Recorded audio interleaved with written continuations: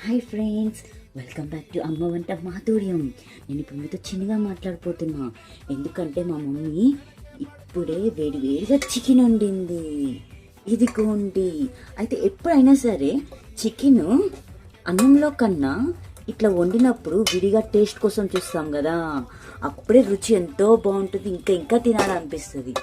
ఈ విషయం మా అమ్మకి తెలిసిందా, నన్ను తంతది. అందుకని సైలెంట్గా 2 ముక్కలు వేసుకొని తినేస్తున్నా.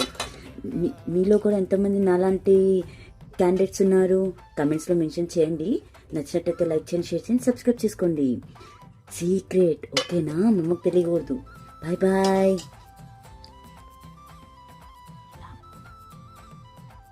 సో ఇదిగోండి, మనం వేసేసుకున్నాం కదా, సైలెంట్గా గెరిట తీసేసి ఇది ఇట్లా పెట్టేసి సైలెంట్గా వెళ్ళిపోదాం.